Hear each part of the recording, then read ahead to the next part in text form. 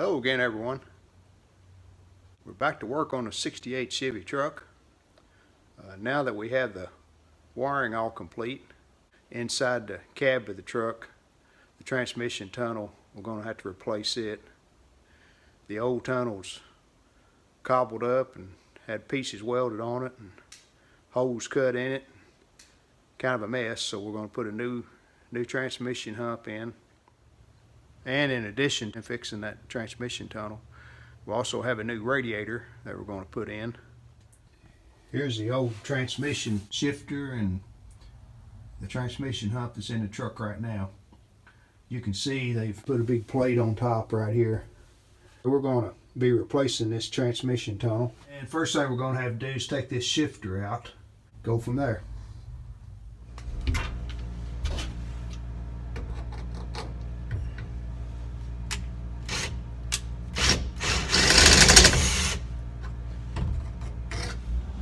Well, I got the rivets bored out. Get this cable unhooked because it's got a bracket here that won't come off and it won't go through the hole. Okay, I got the cable free, so it's on top of the transmission there. Now I'm going to try to loosen these Phillips head screws. There's one here and go around it.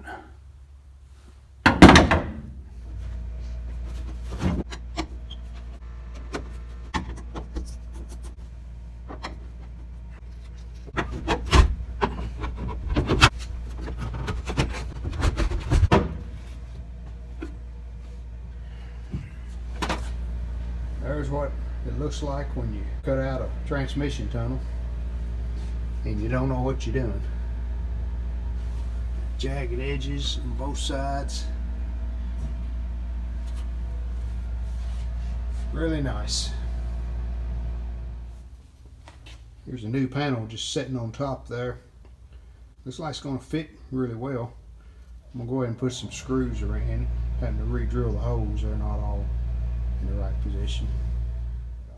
Okay, got it bolted down, so that'll do for now. We do have some issues right here where they cut this in the past on both sides, so I don't know what we'll do with that. Just gonna check with the owner of the truck, see what he's got in mind there.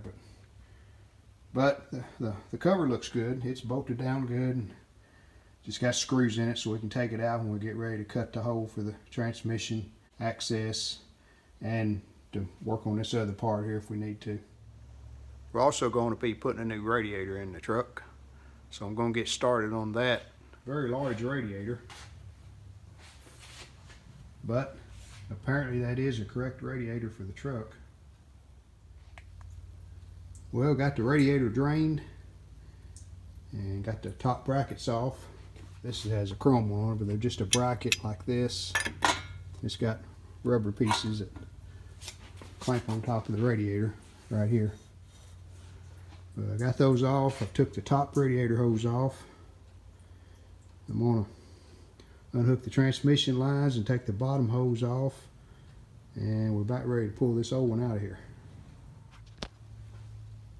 Old radiator's out, but that's the way it sets in there. Here's a new radiator before I put it in. Nice looking radiator. It's got the fans with the housing all built on the back. Really looks nice.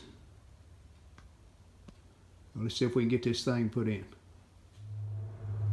Got it, the new one set in there.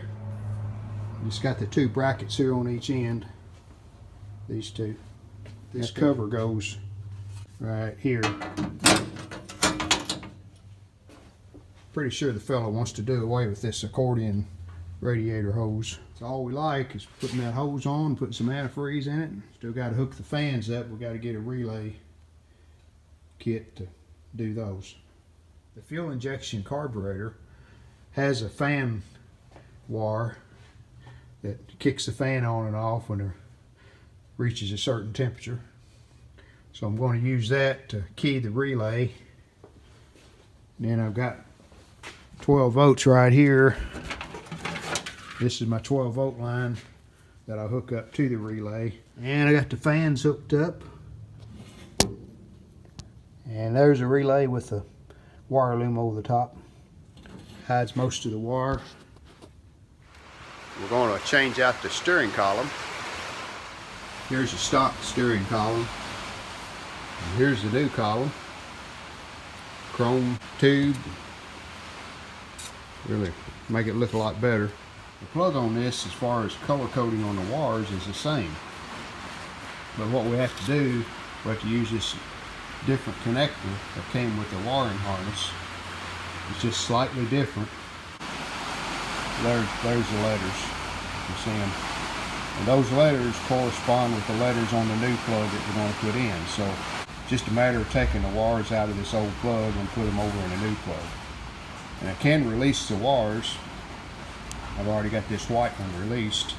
Take this little piece of wire, push it in to release the clip. So it has a little clip on it. You see it standing up right there. Just push that clip down and it'll slide right out. And we can put it over in the new plug. Back to work on the steering column this morning.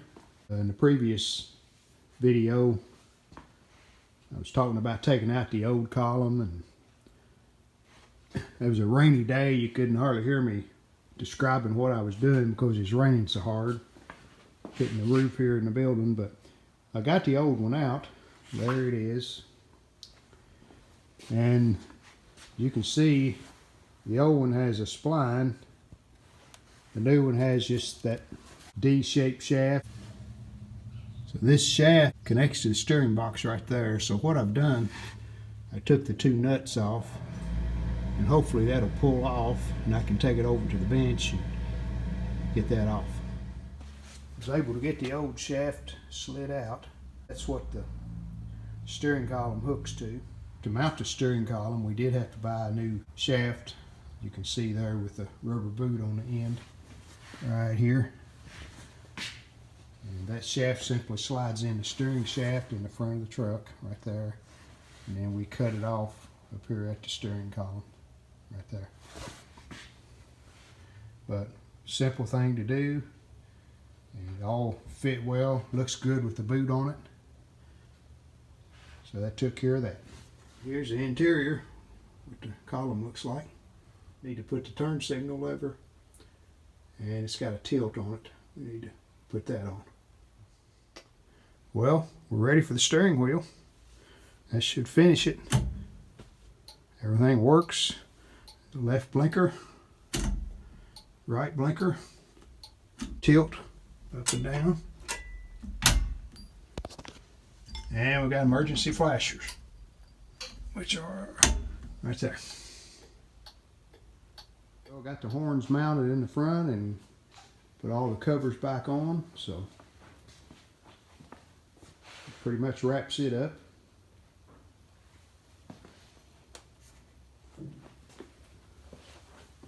A good, nice look there with that aluminum trim.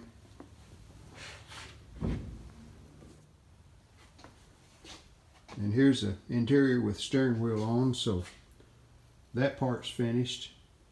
Probably we'll put the old radio back in, I don't know for sure. First we got to decide if we're going to change the transmission and put the new tunnel in, so because we got to cut a hole for the shift cable or shift linkage in it. So kind of waiting on that. But other than the radio and that, and the inside is finished.